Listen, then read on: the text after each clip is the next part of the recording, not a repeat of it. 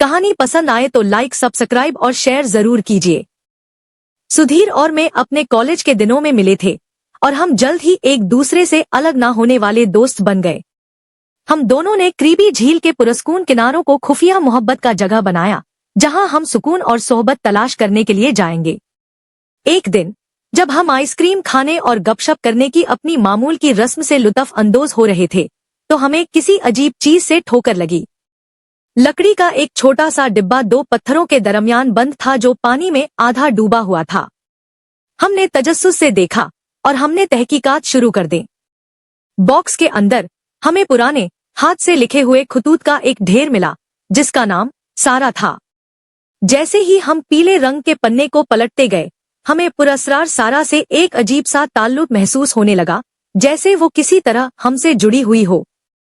हमने उस वक्त और वहां फैसला किया कि हम हर रोज झील पर वापस जाएंगे, जब तक कि हम सारा और इसकी खोई हुई मोहब्बत की कहानी को इकट्ठा ना कर लें।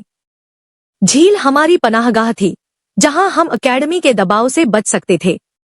हम अक्सर घंटों किनारे किनारे चहलकदमी करते, पानी की सतह पर लहरों को रक्स करते देखते और अपने गहरे ख्यालात और ख्वाबों को बांटते। ये उन पुरजोश दोपहरों में से एक था कि हमारी जिंदगी हमेशा के लिए बदल गई। हम इसी बोसीदा लॉग पर बैठे थे जिस पर हम हमेशा बैठे रहते थे, अपने पसंदीदा आइसक्रीम खा रहे थे, जब सुधीर ने देखा कि दो बड़ी चट्टानों के दरमियान से कोई अजीब चीज चिपकी हुई है। पहले तो उसने सोचा कि ये सिर्फ एक छड़ी या टहनी है, लेकिन जैसे जैसे हम करीब आए, हमें मालूम हुआ कि ये दरअसल लकड़ी का एक छोटा सा डिब्बा था। ये डिब्बा धदीम लग रहा था, वक्त और अनासिर के मुताबिक, और ये पानी में आधा डूबा हुआ था। हमारा तजस्सुस बढ़ गया। हमने एहतियात से डिब्बा निकाला और इसका जायजा लिया। सारा का नाम लिखा था, जो धुंधला हो गया था। जब हमने ढक्कन खोला और अंदर झांका तो हमारे दिल दौड़ गए। बॉक्स पुराने पीले रंग के खतूत के ढेरों से भरा हुआ था। हर एक सारा नामी किसी से मुढ़ातब था। कागज नाजुक था और स्याही वर्त के साथ खत्म हो गई थी, लेकिन हम फिर भी एक मोहब्बत की कहानी के अल्फाज को इतना पुरजोश, इतना शदीद बना सकते थे कि ये बहुत ही सफात से फूटती नजर आती थी। हमने एक दूसरे की तरफ देखा। हमारी आंखें हैरत और ढौफ के साथ फैल गईं। अचानक हमें ऐसा लगा जैसे हमने किसी मुबद्दस चीज से ठोकर खाई है, ऐसी चीज जो हमारी नहीं थी। लेकिन इसके साथ साथ हम खतूत से आंखें ना मोड़ सके। उन्होंने हमें अपने में जकड़ लिया और हमने उन्हें पढ़कर सारा और इसकी खोई हुई मोहब्बत की कहानी को इकट्ठा करने का फैसला किया। और इस तरह झील की तरफ हमारी रोजाना की यात्रा शुरू हुई। हर दोपहर क्लासों के बाद हम पानी के किनारे तक जाते, हमारे दिल उम्मीद से भारी होते। हम घंटों वहां बैठकर धड़पड़ते। मोहब्बत और आरजू के खतूत थे, दिल टूटने और धोखा दही के, उम्मीद और मायूसी के खतूत थे। कहानी हमारे सामने एक भयानक ड्रामे की तरह आश्कार हुई, मोड़ और मोड़ से भरी हुई थी, जिसने हमें सांसें रोक कर आगे बढ़ने पर मजबूर किया। जैसे जैसे दिन हफ्तों में और हफ्ते महीनों में बदलते गए, हमें ऐसा महसूस होने लगा जैसे हम वाकई सारा और इसकी मोहब्बत को जानते हैं। वो हमारा हिस्सा बन चुके थे, हमारी जिंदगी का एक हिस्सा, और हमने जिम्मेदारी का गहरा एहसास महसूस किया। हम जानते थे कि हमें उनकी कहानी को इसके इख्तिताम तक देखना है, चाहे कोई भी कीमत क्यों ना हो। जब हमने ढक्कन खोला और अंदर झांका तो हमारे दिल घबरा गए। बॉक्स पुराने पीले रंग के खतूत के ढेरों से भरा हुआ था। हर एक सारा नामी किसी से मुढ़ातब था। कागज नाजुक और कमजोर था और स्याही वर्त के साथ खत्म हो गई थी, लेकिन हम फिर भी एक मोहब्बत की कहानी के अल्फाज को इतना पुरजोश, इतना शदीद बना सकते थे कि ये बहुत ही सफात से फूटती नजर आती थी। और इस तरह हमारी जिंदगी सारा की किस्मत और इसकी खोई हुई मोहब्बत के साथ जुड़ी हुई थी। हम उनके जज्बे की गहराइयों, उनकी रुशियों की बुलंदियों और उनके दुख की गहराइयों को समझ सकेंगे। हम मोहब्बत की ताकत सीखेंगे कि वो हमें तब्दील करे, हमें बेहतर लोगों में ढाल सके और हमें नामुमकिनात में यकीन दिलाए। लेकिन अभी के लिए, जैसे ही गुरूब आफताब ने अपनी सुनहरी किरणें झील की लहराती सतह पर डाली, हम वहीं बैठे, हाथ पकड़े, सोचों में गुम। मजमुए का आदरी खत हमारे सामने पड़ा। उसकी मध्यम स्याही हमें इन अल्फाज को पढ़ने का इशारा कर रही है, जो हमारे सफर को अपने इख्तिताम तक पहुंचा देंगे। हमने एक दूसरे की तरफ देखा, हमारी आंखें आंसुओं से भर गईं। और जानते थे कि हम सारा और इसकी खोई हुई मोहब्बत के राज के पीछे की हकीकत जानने वाले हैं। अगले चंद दिनों में हमने हर क्लास के बाद झील का दौरा करने का फैसला किया, घंटों खतूत पर छेड़छाड़ करते हुए उनके खुफिया पैठामात को समझने की कोशिश की। अचानक एक दिन बॉक्स में एक नया धत नमूदार हुआ जिसमें मेरी प्यारी सारा का नाम था। ये अभी कुछ दिन पहले की तारीख थी। जोश में आकर हमने लिफाफा खोला और पढ़ने लगे। ये खत विजय नामी शख्स ने लिखा था जिसने दावा किया था कि वो सारा का पुराना आशिक है।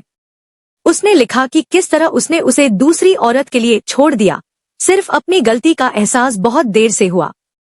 उसने इससे माफी की दरखास्त की और इसके पास वापस आने का वादा किया। जैसा कि हम पढ़ते हैं, हम मदद नहीं कर सके लेकिन हमदर्दी और उलझन का मुरक्कब महसूस करते हैं। हम समझ नहीं पा रहे थे कि सारा अन्य खतूत को क्यों छुपाएगी और उसने विजय की दिली तमन्नाओं का जवाब क्यों नहीं दिया। हमने इस दोपहर के बाद झील पर मिलने का फैसला किया। हम दोनों अपने नताइज पर बात करने के लिए बेचैन थे। सूरज गुरूब होने लगा था। हम अपनी पसंदीदा चट्टान पर बैठ गए, अपने साथ लाई हुई आइसक्रीम खाने लगे। मुझे यकीन नहीं आ रहा कि वो अब भी इन खतूत को पकड़े हुए है। सुधीर ने उनमें से एक को हवा में लहराते हुए कहा, उनको अलग हुए कई साल हो गए हैं, वो उसे जाने क्यों नहीं देती। मैंने गहरी सोच में सर हिलाया। शायद वो उम्मीद पर कायम है, मैंने कहा। मेरी आवाज बमुश्किल सरगोशी के ऊपर थी। शायद वो सोचती है कि वो एक दिन वापस आने वाला है। सुधीर ने तंज किया, लेकिन इसकी आवाज में बेयकीनी का इशारा था। या शायद वो इस बात को तस्लीम करने में बहुत फख्र महसूस करती है कि वो ढलत थी। उसने जवाब दिया, तुम जानते हो, वो अब किसी और के साथ हो सकती है। शायद वो आगे बढ़ गई हो। इन अल्फाज को सुनकर मुझे एक उदासी का एहसास हुआ। ये सच था कि सारा को खुशी कहीं और मिल सकती थी, लेकिन किसी चीज ने मुझे बताया कि उसे नहीं मिला। इसके खतूत के बारे में कुछ था, जिस तरह उसने विजय और उनकी मोहब्बत के बारे में बात की, जिससे ये वाजे हो गया कि वो अब भी इससे मोहब्बत करती है, चाहे वो उसे खुद तस्लीम नहीं करना चाहती थी। जब हम वहां बैठे अपनी ही सोचों में गुम थे कि एक और धत डिब्बे में नमूदार हुआ। ये एक मेरे प्यारे विजय से मुड़ातब था। जब हमने लिफाफा खोला और पढ़ना शुरू किया तो हमारे दिल धड़क उठे। ये खत सारा की तरफ से लिखा गया था और ये उनके बरक्स था जो हमें मिला था। इसके अल्फाज में गुस्सा और तकलीफ थी, लेकिन एक तड़प और मायूसी भी थी जिसने हमें ऐसा महसूस कराया जैसे हम किसी गहरी जाती चीज में दखल अंदाजी कर रहे हूं। वो कहती है कि वो आगे बढ़ गई है, सुधीर ने बड़बड़ाया। उसकी आवाज गूंजती लहरों पर बमुश्किल सुनाई देती थी। वो कहती है कि उसे कोई ऐसा मिल गया है जो उसके साथ पहले से बेहतर सुलूक करता है। मैंने सुधीर की आंखों से मिलते हुए धत से नजर उठाई। लेकिन वो ये भी कहती है कि वो हमेशा इससे प्यार करेगी। मैंने इशारा किया। वो सिर्फ इसे बंद नहीं कर सकती, तुम जानते हो। सुधीर ने सर हिलाया। मुझे नहीं लगता, उसने खामोशी से कहा। मुझे नहीं लगता है। हम कुछ देर खामोश बैठे रहे, मोहब्बत और नुकसान और इंसानी दिल की पेचीदगियों के बारे में अपने ही ख्यालात में खोए रहे। आखिरकार जैसे ही सूरज उफुत से नीचे डूब गया, झील को साए के एक कंबल में डालते हुए हम खड़े हुए, अपनी पतलून से गंदगी को साफ किया और अपने अपने घरों को वापसी की।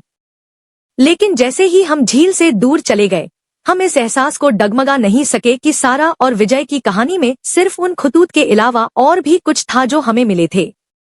एक मुअम्मा हल होने का इंतजार कर रहा था और हम जानते थे कि हम जवाबात तलाश करते रहेंगे जब तक कि हम उनके टूटे हुए दिलों के टुकड़ों को इकट्ठा ना कर लें। सारा और इसके छिपे हुए खतूत का राज सुधीर और मुझे खाता रहा। हमने उनकी कहानी के पीछे सच्चाई से पर्दा उठाने में इतनी सरमायाकारी की थी कि ये एक जुनून बन गया था।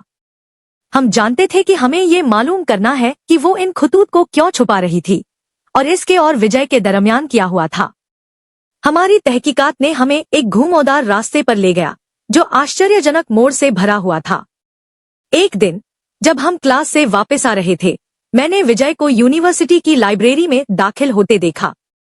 मैंने सुधीर को धक्का दिया और उसे इशारा किया और हमने अंदर उसके पीछे जाने का फैसला किया।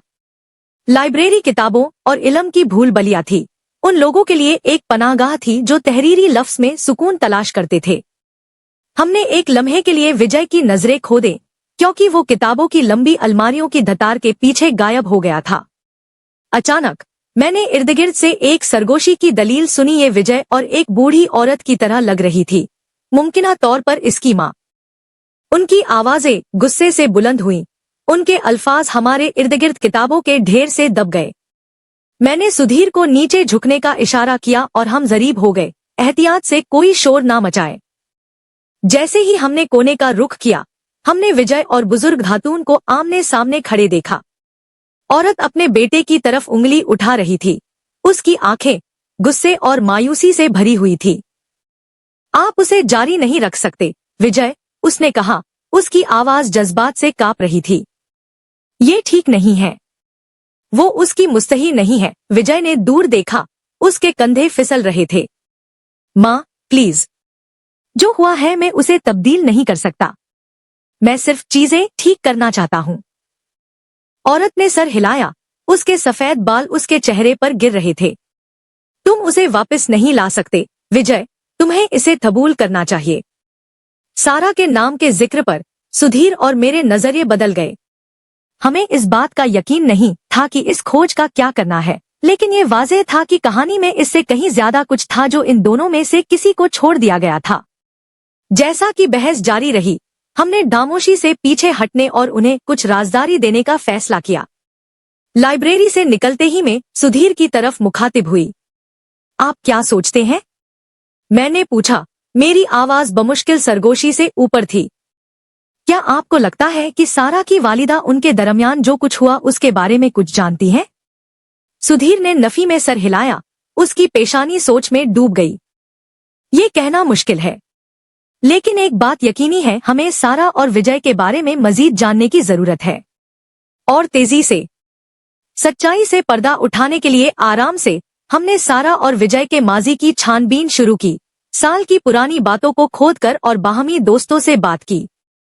हमने दरियाफ्त किया कि वो अपने हाई स्कूल के दिनों से ही एक जोड़े थे, लेकिन कॉलेज के दौरान अलग हो गए थे।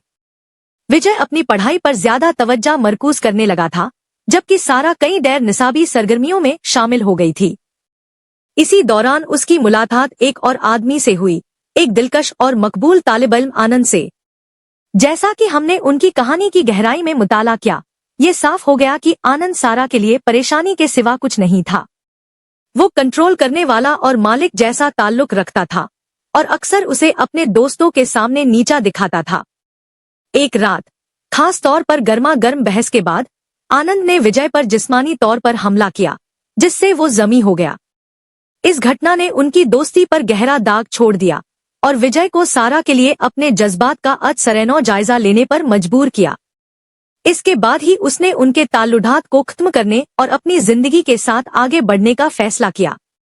लेकिन जैसे जैसे दिन बदलते गए, विजय इस एहसास को नहीं झटक सका कि उसने गलती की है। उसने सारा को खत लिखना शुरू कर दिया, अपने दिल को खोलकर माफी की भीख मांगी। ये वो खतूत थे जो हमें झील के डिब्बे में मिले थे। जैसा कि हमने कहानी को इकट्ठा किया, हमें एहसास हुआ कि विजय को सारा के साथ हमेशा मोहब्बत रही है। हमने उनके ताल्लुकात के बारे में जितना ज्यादा जाना, इतना ही हम समझ गए कि सारा विजय के खतूत का जवाब देने में क्यों हिचकिचा रही है।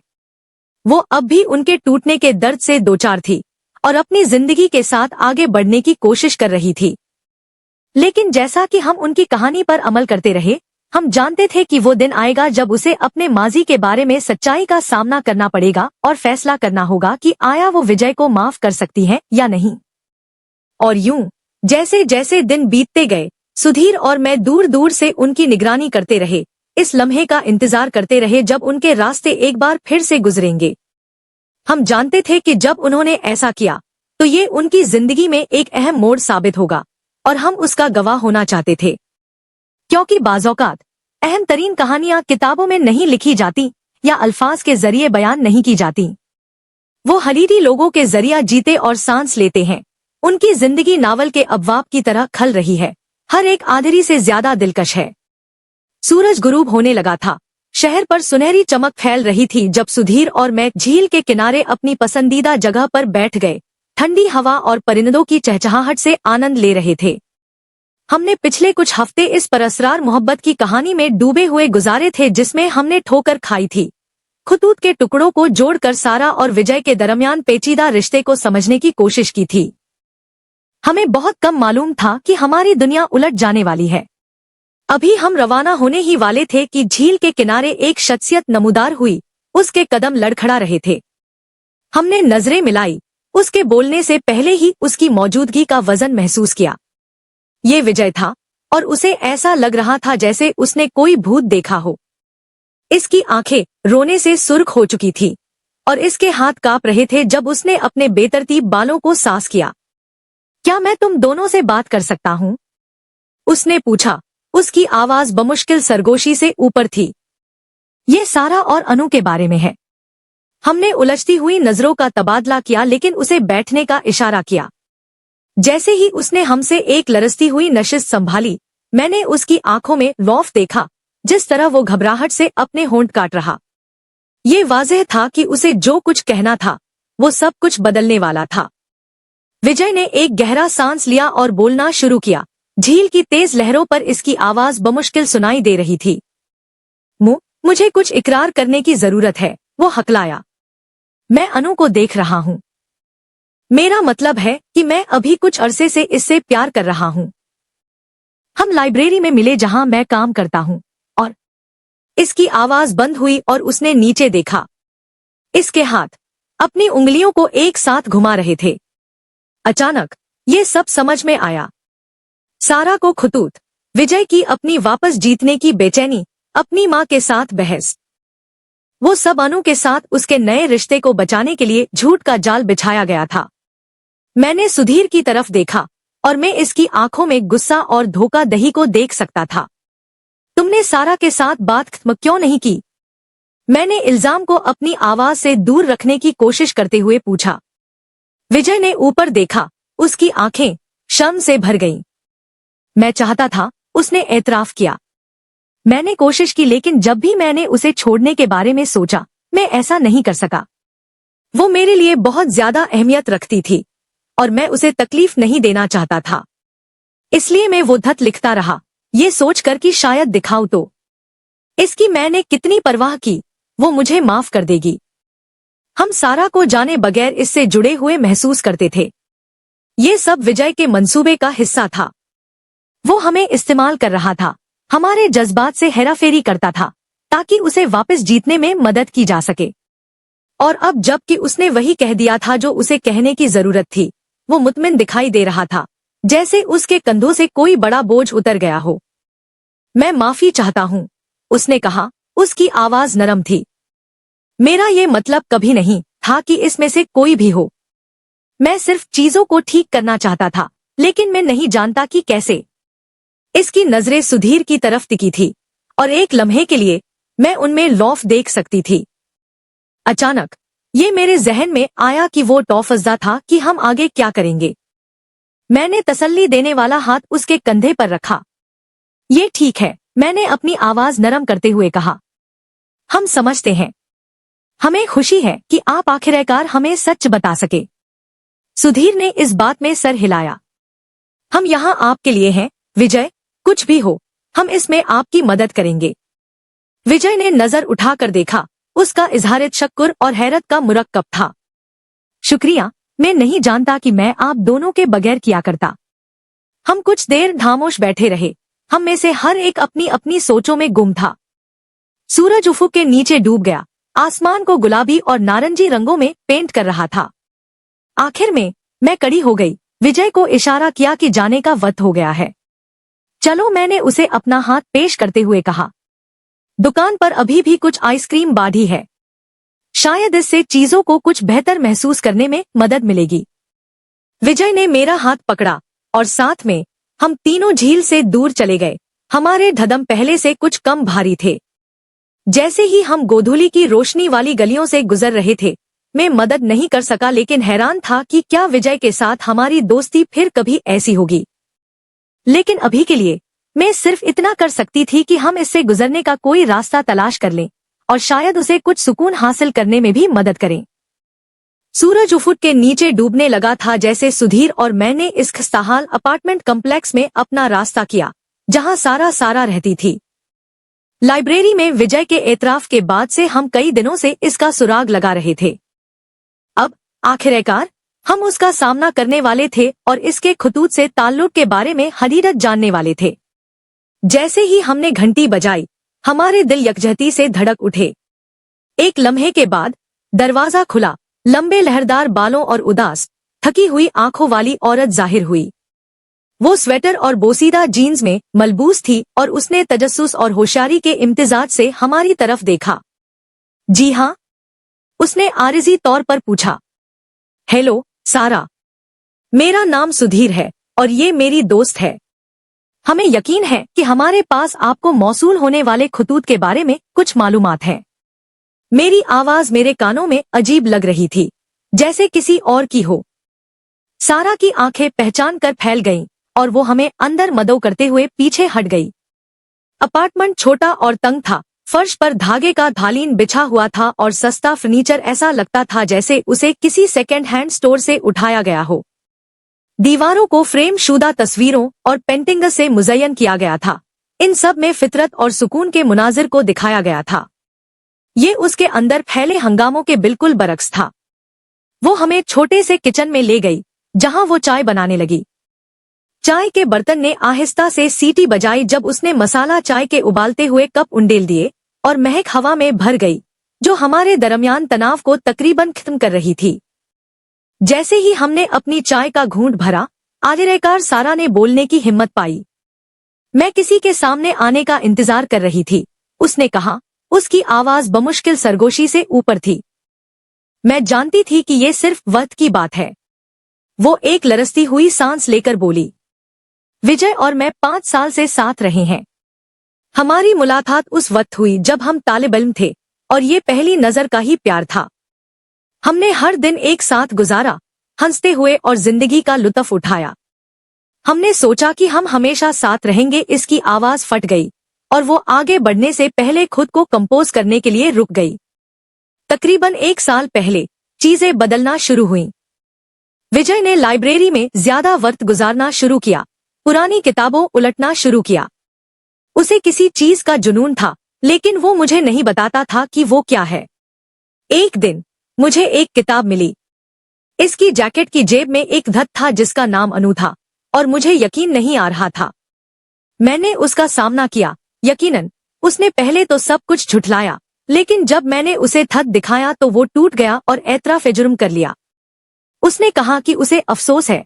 इसका ये मतलब कभी नहीं था कि ऐसा हो, लेकिन मैं माफ नहीं कर सकती थी। मैंने उसकी कोशिश की, मैंने वाकई ऐसा किया, लेकिन जब भी मैंने उसकी तरफ देखा मैं सिर्फ उसकी आंखों में धोखा ही देखी थी। ये तुमने क्या किया, मैंने पूछा।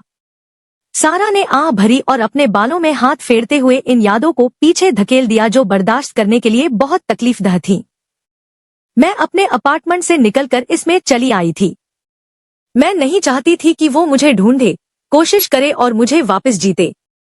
मुझे कुछ जगह चाहिए, कुछ वक्त अपने लिए, चीजों का पता लगाने के लिए। मैंने सोचा कि अगर मैं उसे दे दूं काफी वक्त, उसे एहसास होगा कि उसने क्या खोया है और फिर मुझे वो डद बॉक्स में मिल गए। इसकी आवाज डगमगी और उसने एक सिसकियां भरी। मैं नहीं जानता कि मैंने उन्हें क्यों रखा, लेकिन मैंने रखा। वो सब कुछ थे जो मैंने उसे छोड़ दिया था, हम में से। वो एक याद दहानी थी कि एक बार उसने मुझसे प्यार किया था और ये कि शायद अब भी उम्मीद बाधी थी। इसकी आंखों में बेतहाशा आंसू चमक रहे थे और उसने इल्तिजा से हमारी तरफ देखा। मैं यकीन करना चाहती थी कि वो मेरे पास वापस आएगा। इसके अल्फाज हजम होते ही एक लंबी खामोशी छा गई। अचानक ये सब समझ में आया। खतूत, एतराथात, छिपा हुआ अपार्टमेंट। अब तुम क्या करना चाहती हो सारा? मैंने आहिस्ता से पूछा। क्या आप चाहते हैं कि हम उसे खुद को समझाने का एक और मौका दें? उसने एक लम्हे के लिए इस पर गौर किया। उसकी पेशानी सोच में डूब गई। नहीं, उसने आखिर में अपनी आवाज मुस्तहकम करते हुए कहा। मुझे नहीं लगता कि मैं उसे कभी माफ कर सकती हूँ, लेकिन मैं आगे बढ़ना चाहती हूँ। मैं दोबारा खुश रहने का रास्ता तलाश करना चाहती हूँ। इसकी आंखें मुझसे मिले और उनमें अज़म की एक चिंगारी थी। मुझे लगता है कि मुझे उन खतूत से छुटकारा हासिल करने की जरूरत है। मैं और सुधीर एक लम्हे के लिए खामोश बैठे सारा की दिल दहला देने वाली कहानी को जज़ब करते रहे। इसके दर्द के बावजूद उसने वकार और फजल का एहसास बरकरार रखा था जो मुतासिर कण से कम नहीं था। जब हम सोच रहे थे कि इसकी बेहतरीन मदद कैसे की जाए, मेरा जहन इन दिनों की तरफ चला गया जब हमने पहली बार उसके खतूत के छिपे हुए डिब्बे को दरियाफ्त किया था। तभी मुझे एहसास हुआ कि वो हमारे लिए कितना जरूरी है। वो मुसीबत के आलम में उम्मीद और लचक की अलामत बन चुकी थी और हमने खामोशी से खड़े होने से इनकार कर दिया क्योंकि उसने मजीद मसाइब बर्दाश्त किए थे। नए अज़म के साथ मैं सुधीर की तरफ मुतवज्जा हुआ और कहा, हमें आगे बढ़ने में इसकी मदद करने की जरूरत है। हमें उसे ये बताने की जरूरत है कि इसके लिए अभी भी खुशी बाधी है, चाहे वो विजय के साथ इससे मुख्तलिफ हो। उसने इस बात में सर हिलाया। उसकी आंखें अज़म से चमक रही थी। अगले चंद हफ्तों में हम सारा की जिंदगी में एक मुस्तकिल मौजूदगी बन गए। हम हर रोज इससे मिलने जाते, छोटे छोटे तहाइफ और अपने तजुर्बात की कहानियां लाते ताकि उसे विजय के बारे में भूलने में मदद मिले, चाहे थोड़ी देर के लिए। कभी कभी हम उसे झील के इर्द गिर्द सैर के लिए ले जाते, जहां हम गोदी पर बैठकर गुरूब आफ्ताब को आसमान को गुलाबी और नारंगी रंगों में रंगते हुए देखते। जैसे जैसे वक्त गुजरता गया, हमने सारा में बारीक तब्दीलियां देखी।